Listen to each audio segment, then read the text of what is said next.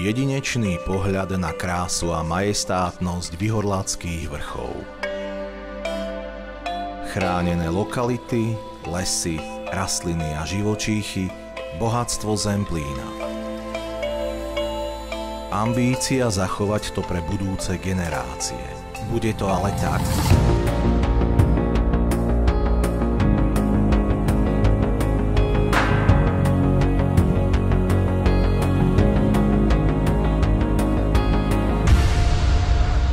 Skúsme sa na chvíľu zastaviť, zapozerať a zamyslieť.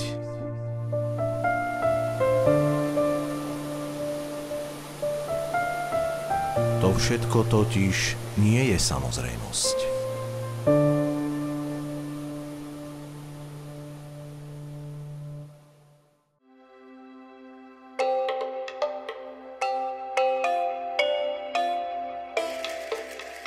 Vyhorlácké vrchy sa rozprestierajú v oblasti východného Slovenska, čiastočne zasahujú aj do západnej časti Ukrajiny. Pohorie prudko vystupuje z východoslovenskej nížiny, prevýšenie v niektorých častiach dosahuje až 800 metrov. Patrí medzi mladovulkanické slovenské pohoria, sopečná činnosť tu začala asi pred 15 miliónmi rokov, najvyššie vrchy vznikli zhruba pred 9 miliónmi rokov.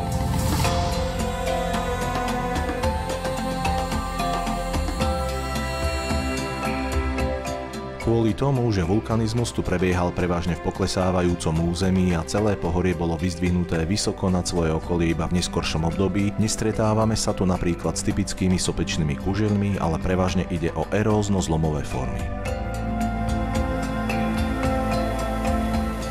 Riečnu sieť tvoria rôzne potoky, horstvo odvodňujú hlavne rieky Cirocha, Laborec a Okna. Stráne sú pokryté prevažne dubovými a bukovými lesnými spoločenstvami, v menšej miere sa tu vyskytujú aj ihličnany, hlavne jedľa.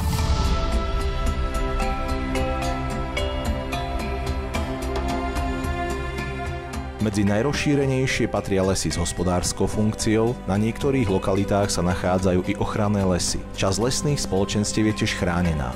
Ide najmä o prírodné lesy a pralesy. Tie sú súčasťou chránenej krajinnej oblasti Vyhorlat, vyhlásenej v roku 1973, ktorá patrí medzi najmenšie takéto chránené územia na Slovensku. Medzi živočíchmi sú zastúpené viaceré vzácne či chránené druhy.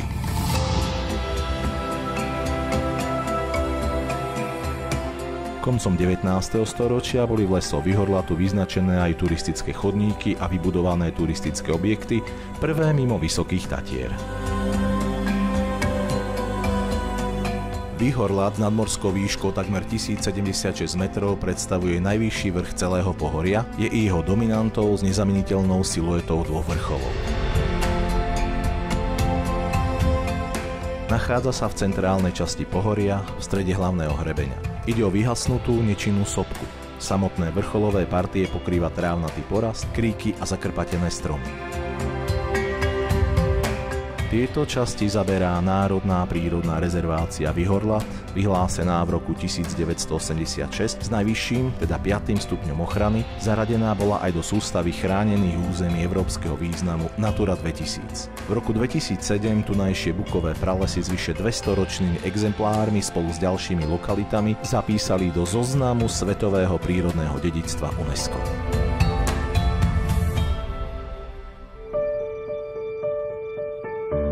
Snínský kameň s nadmorskou výškou 1006 metrov sa vypína nad jazerom Morské oko. Na jeho vzniku sa podieľala sopečná činnosť, konečnú podobu však vymodeloval mráz a voda.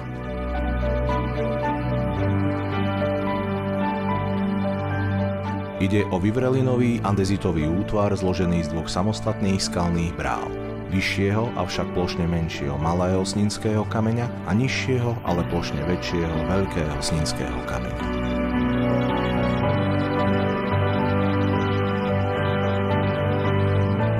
Za prírodnú pamiatku s najvyšším stupňom ochrany bola táto lokalita vyhlásená v roku 1982. Vrchol je turistom sprístupnený pomocou železných rebríkov.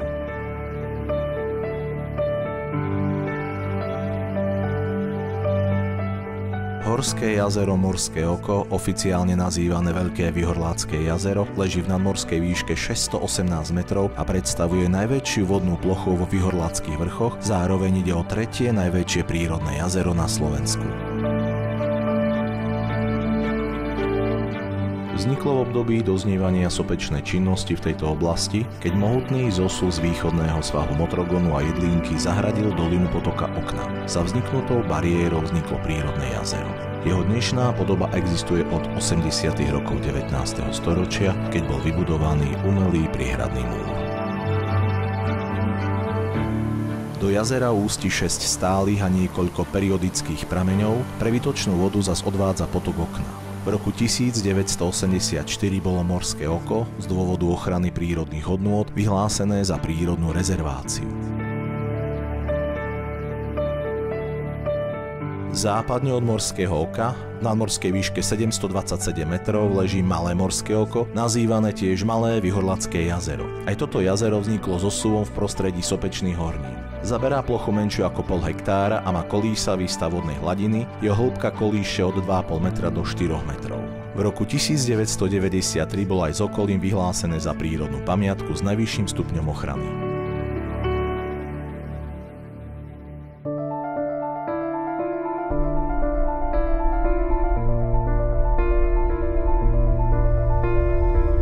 Vrch Motrogón dosahuje nadmorskú výšku takmer 1018 metrov. V roku 1980 tu bola vyhlásená národná prírodná rezervácia s rovnakým názvom, a to kvôli ochrane súťovitých svahov porastených prirodzeným porastom bukovej javoriny a zachovaniu rašelinísk vyplňajúcich ploché časti územia.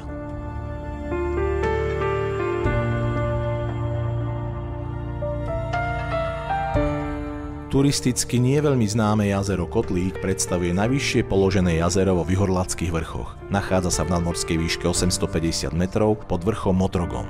Vzniklo zosuvom sopečných hornín, zaberá plochu niečo vyššie 1 hektára a má kolísavý stav vodnej hladiny v závislosti od klimatických podmienok. Hĺbka sa pohybuje od 0,5 metra do 2 metrov, pričom v posledných rokoch zvykne vysychať. Je súčasťou národnej prírodnej rezervácie Motrogón.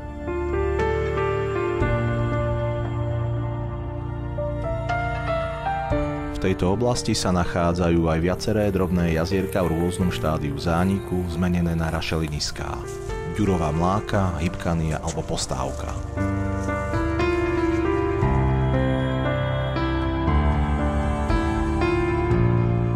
Vrch Kyjov s nadmorskou výškou viac ako 821 metrov je súčasťou národnej prírodnej rezervácie Kyjovský prales, ktorá bola vyhlásená v roku 1974, má tiež štatút územia európskeho významu.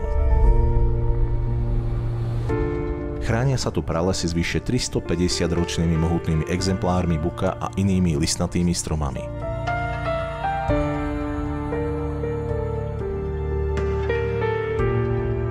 Počas druhej svetovej vojny v lesoch Kyjova i Pinagovho vrchu pôsobili, ako prvé na území Slovenska, tzv. Jánošíkovské družiny, teda partizánske skupiny, po ktorých sa zachovali viaceré pamiatky.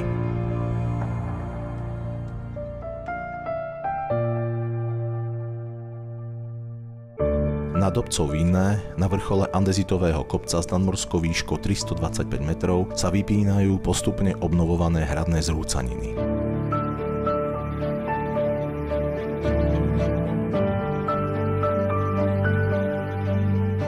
Tento opevnený objekt bol vybudovaný v polovici 13. storočia, viackrát ho poškodili, vždy ale obnovili aj prestavali. Od 18. storočia až donedávna hrad chátral. Túto národnú kultúrnu pamiatku zachraňujú dobrovoľníci, a to dobovými remeselnými postupmi a tradičnými technikami. Na juhozápadnom svahu dvojitého kopca s názvom Malý a Veľký Senderov na mieste je označeno masívnym dreveným krížom, odkiaľ je nádherný výhľad do okolia, sa nachádzajú dnes už zakonzervované zvyšky stredovekého kostolíka.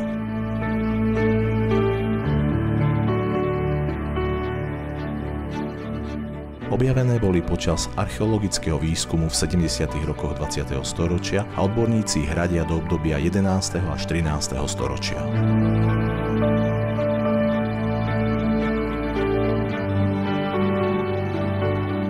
Vinianske jazero, obklopené vyhorlackými lesmi, zaberá plochu 8 hektárov a dosahuje najväčšiu hĺbku takmer 4 metre. Na mieste močaristej plochy ho dali koncom 19.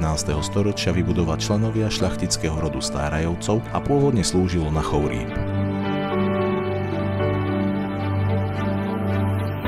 Masívnejšia výstavba turistickej infraštruktúry tu začala až v druhej polovici 20. storočia. Táto vodná plocha patrí dodnes medzi vyhľadávané miesta letnej rekreácie.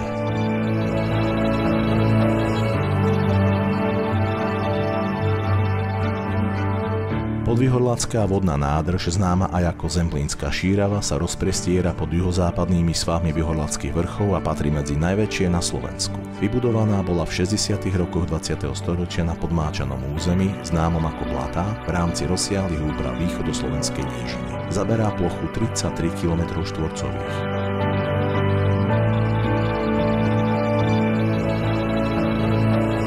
Toto východoslovenské more patrí vďaka jedinečným klimatickým pomerom a vybudovaným rekreačným strediskám medzi obľúbené letoviská.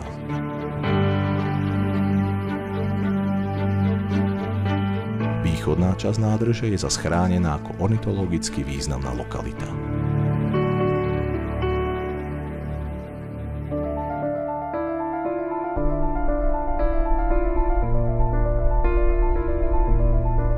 Jazierko pri Beňatíne je zaujímavé svojou tyrkysovou vodou a nevšednou skalnou scenériou.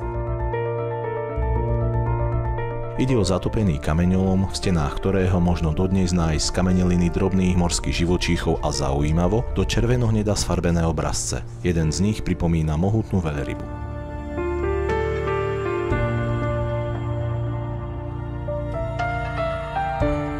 Po vrchole útesov vedie upravená vyhliadková trasa. Niektorí toto jazierko s maximálnou hĺbkou do 8 metrov prirovnávajú chorvátskym Plitvickým jazerám.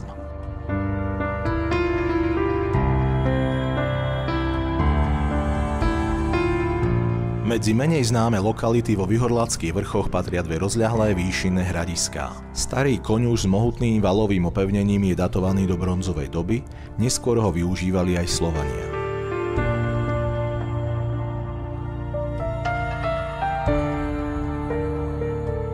Do včasného stredoveku archeológovia radia aj lokalitu Hrádek nad Kusínom, pôvodne chránenú kamenno-zemným valom.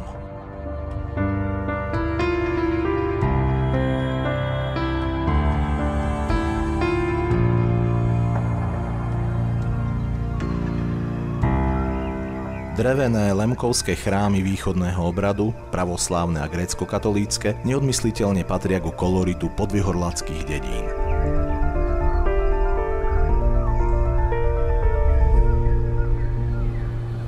Vznikli v 18. a 19. storočí, vo viacerých sa dodnes konajú bohoslúžby. Ide o národné kultúrne pamiatky, chrám v Ruskej Bystre je od roku 2008 zapísaný v zozname Svetového kultúrneho dedičstva UNESCO.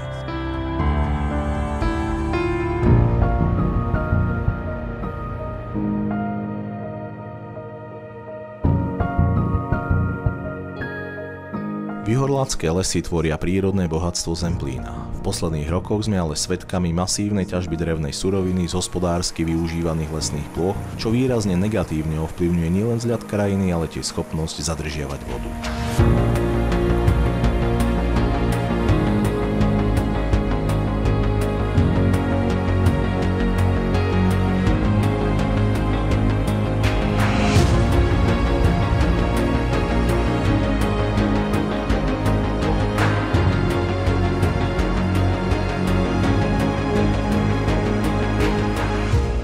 Na mieste je teda otázka zväčšovania plochy chránených lokalít, o čo sa okrem štátnych inštitúcií snažia aj rôzne občianske združenia a aktivisti.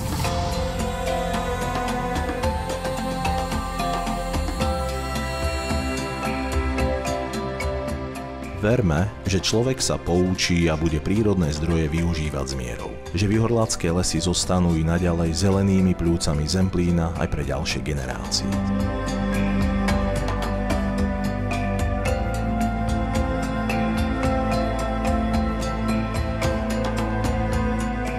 Nezabúdajme, jeden padajúci strom narobí viac hluku než rastúci les. A my by sme toho hluku radšej menej a viac ticha.